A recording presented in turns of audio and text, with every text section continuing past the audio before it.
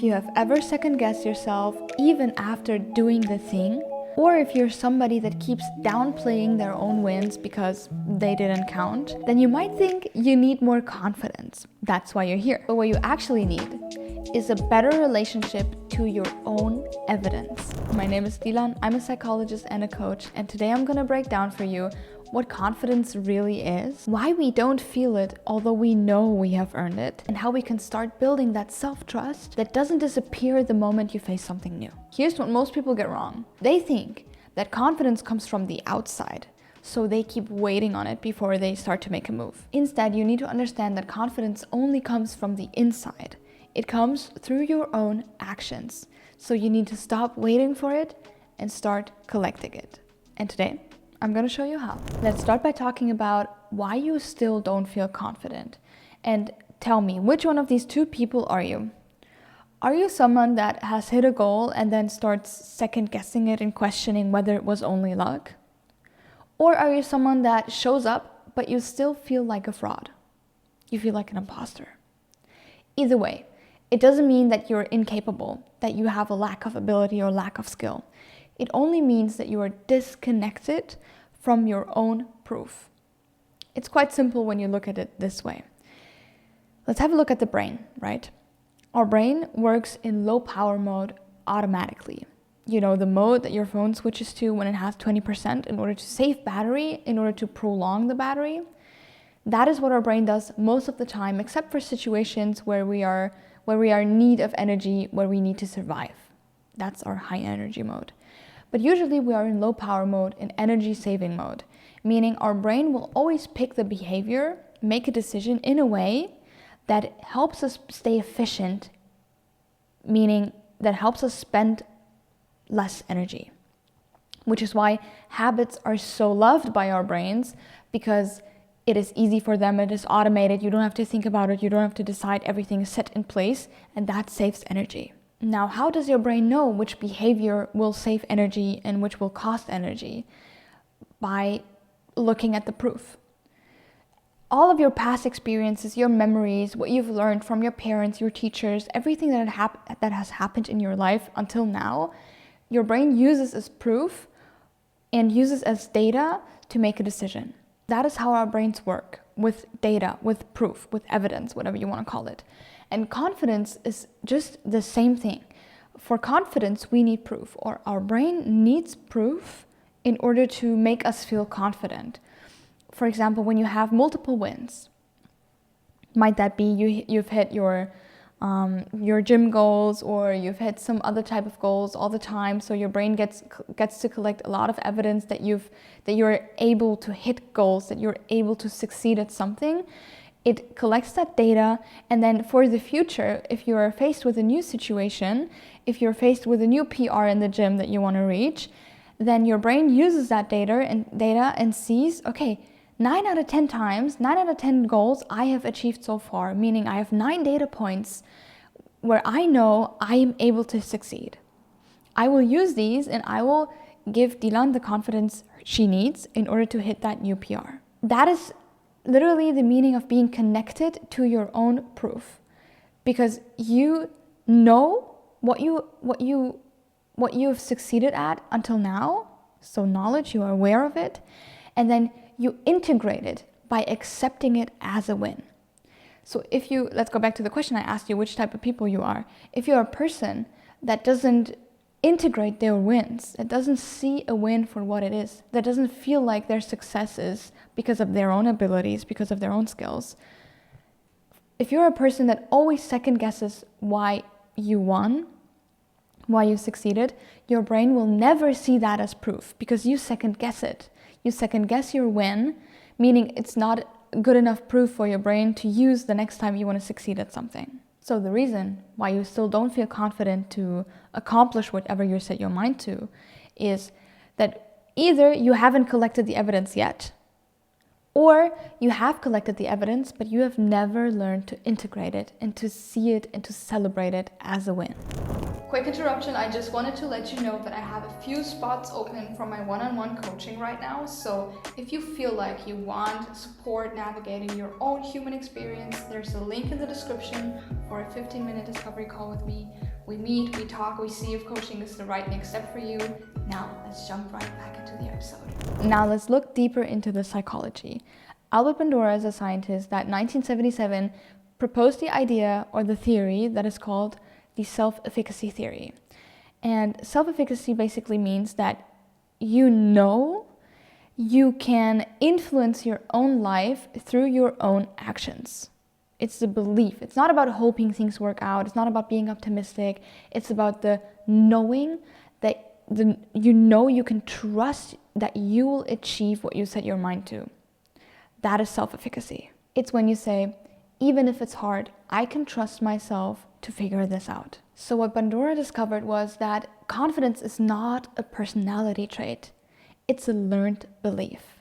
And he also found out that your self-efficacy, so your confidence in your own abilities, it has a huge impact on so many things that just make you you, starting with your choices or your resilience, your persistence, your efforts. So who you are as a being, what goals you pursue, how well you manage to deal with stress and problems. All of these things are highly influenced by the amount of which you feel self-efficacy or confident in your own abilities. In his self-efficacy theory, Bandura describes that the confidence in your own abilities is built through 4 different types of evidences. And we're going to have a look at what these are. Number 1 is mastery experiences. This is the most powerful one. So if you only take away one thing from this video, it has to be this. Mastery experiences basically just means that you have experiences of situations that you master. So situations where you feel like you have succeeded, whatever that means to you, and then owning it.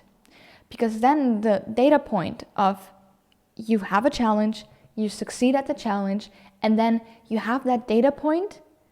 When you integrate it, you can use it as proof and grow your confidence.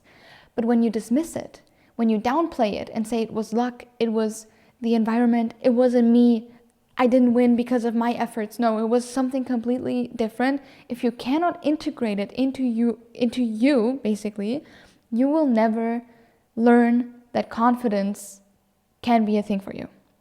You will never own confidence.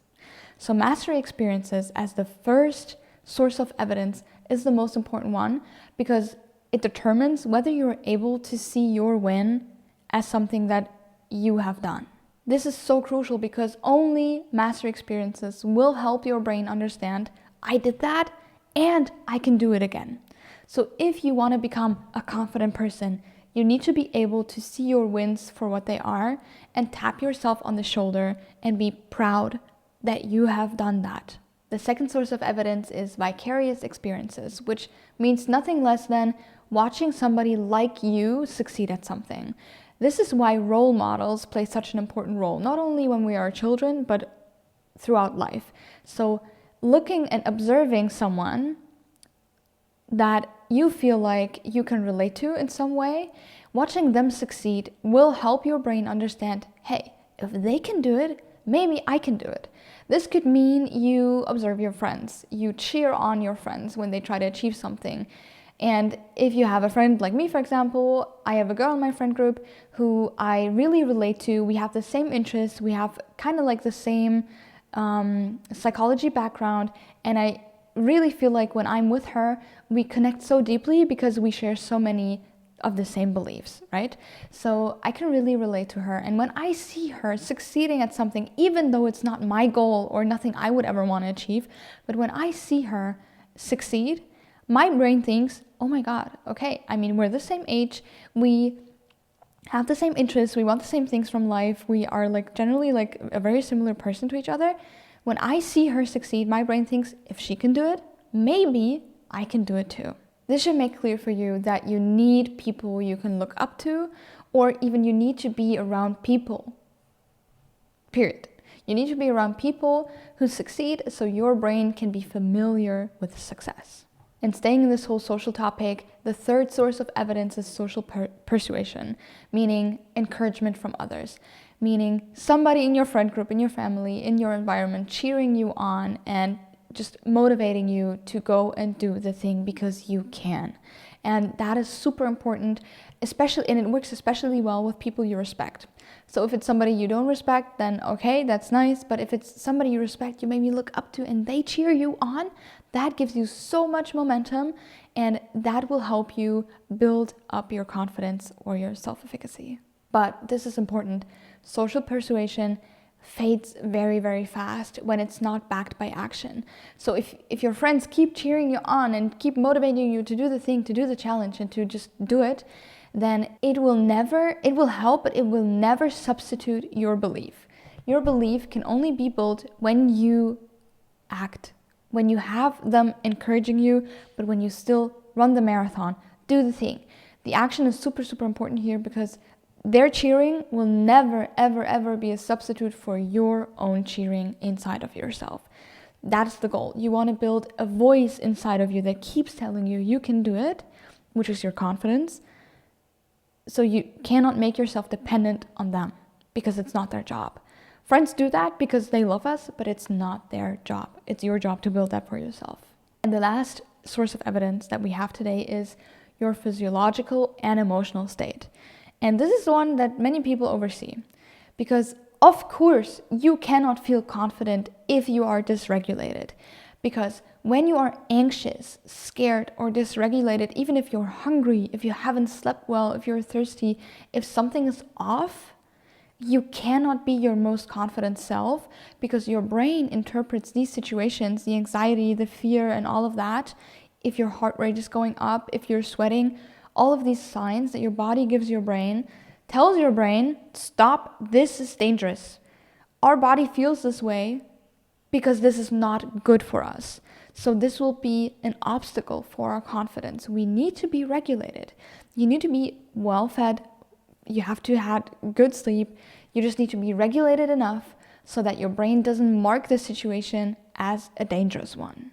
So if you ever find yourself in a situation where you don't feel confident yet, or not confident enough to master it, remember to start with your body, with your nervous system. Start regulating yourself, whatever this means for you. It doesn't have to mean you have to meditate. There are so many ways to regulate yourself. I always do breathing. I always do telling myself I'm gonna be okay. And you have to find your thing that works for you in the moment, because the goal is, in a situation of discomfort, which is the one you are in right now, you want your brain not to automatically think of it as a threat and keep pulling us back and keep us from mastering it. No, you want your brain to see it as discomfort, but then calmly tell it it's fine. This is uncomfortable, but we're gonna be fine.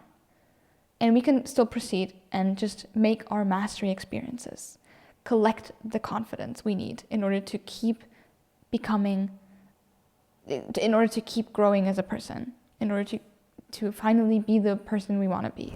Okay, so let's sum this up and do a whole picture of this. If you want to be a confident person, if you want to be your most confident self, and stop second guessing yourself, stop doubting yourself, stop thinking you're the imposter, and finally start living the life you want, then try to find these 4 sources of evidence that your brain needs in order to give you exactly that confidence. Try to think back on your mastery experiences. Try to go back in your memory and think of situations in which you have succeeded but have not yet integrated the proof. So sit down, take a journal, or just take time and think about, what have I achieved? And I'm not talking about I finished school, I finished uni. No, let's go small. Look at the small things that you have accomplished where you say, oh my God, yeah, right, I did that. And try to actively remember how it felt. Try to integrate these data points as proof your brain can use. And if you need to give your brain a little bit more support, it helps to write it down, right? It just helps to have a journal of your wins.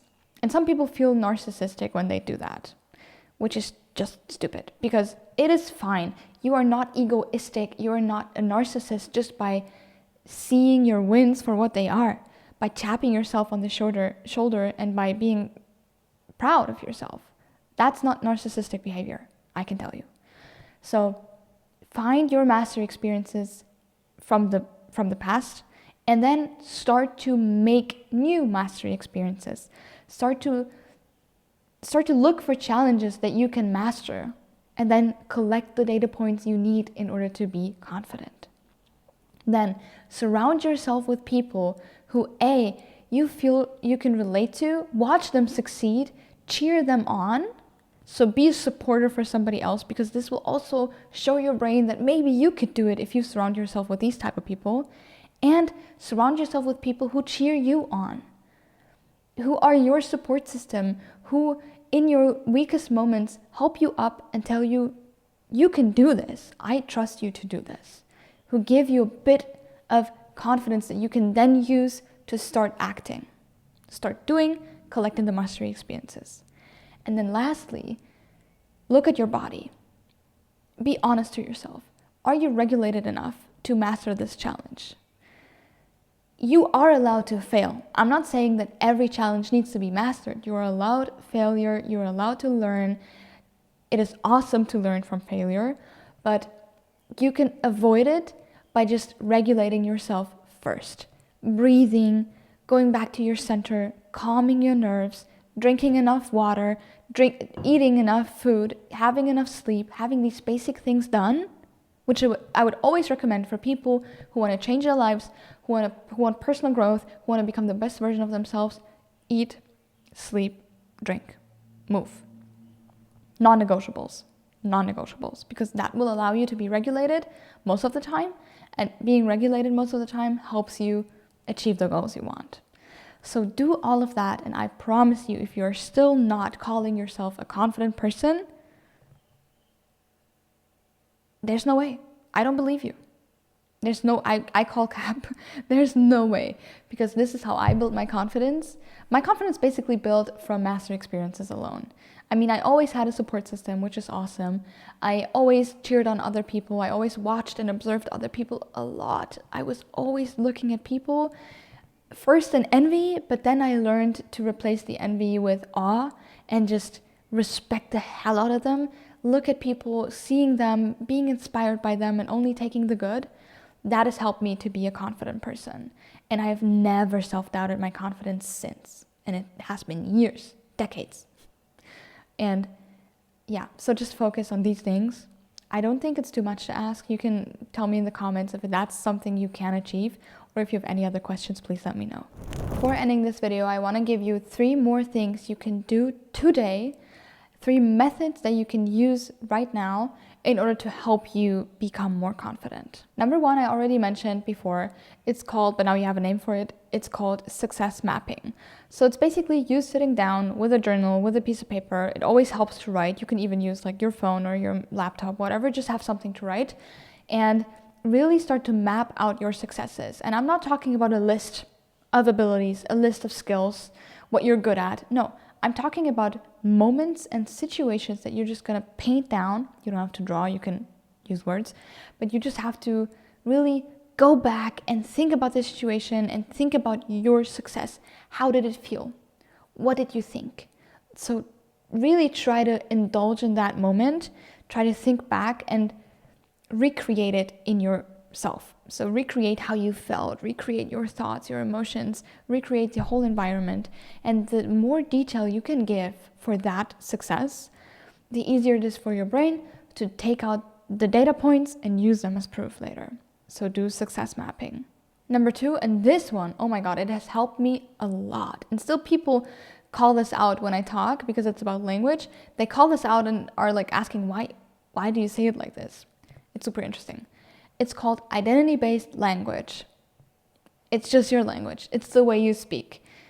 What you have to change now after watching this is start talking identity-based. I don't know, if you look back on this video, you'll probably hear it once or twice when I say this.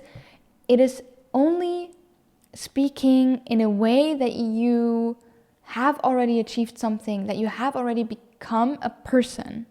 So I'm not saying I want to go to the gym. I don't say, I want to become healthier. I say, identity-based language, I want to become a person that goes to the gym. I want to be a gym goer. Do you see the difference? So instead of saying, I want to be more confident, say, I want to be the kind of person who goes on stage and talks without stage fright.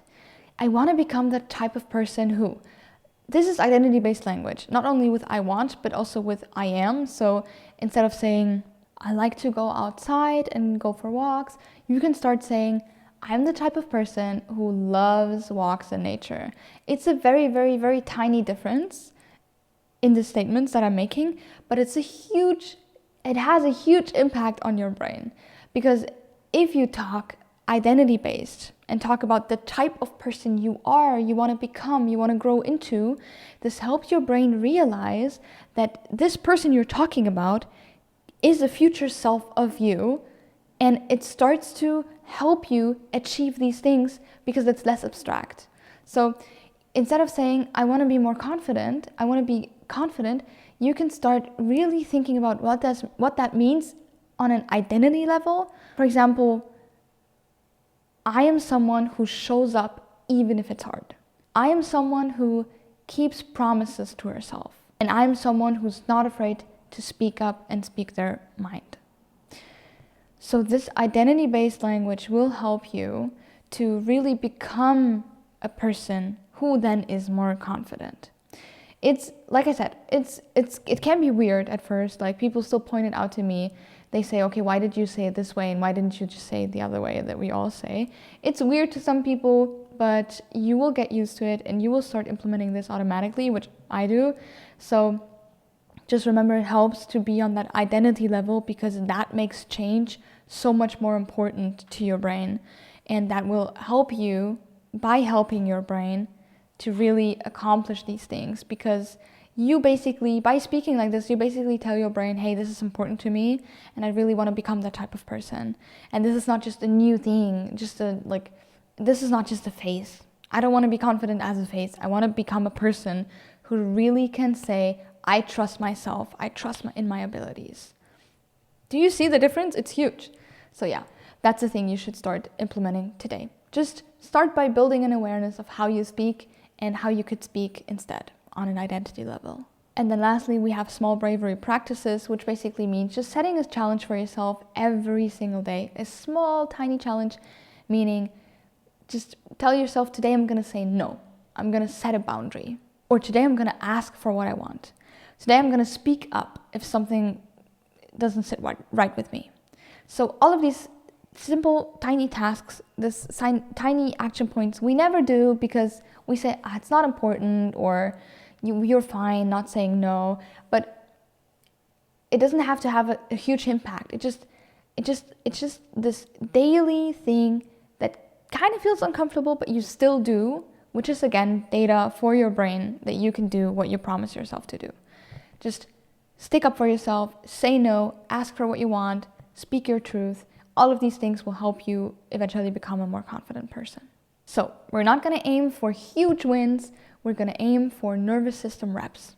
We got to get the reps in so our nervous system learns slowly but surely that we are capable. Just remember this. You don't build self-trust through achievements. You build it through action. And with that, I want to thank you so much for sticking until the end, for sticking with me and listening to me. And I really hope you took something away from this. If you have some learnings you want to share, please share them down in the comment section or reach out to me anytime via Instagram. I always love replying to your messages. And I even love it more when you guys book a call with me and we get to meet face to face on a Zoom call. So if you want to do that, the link is in the description. And yeah, I can't wait to see you in the next one.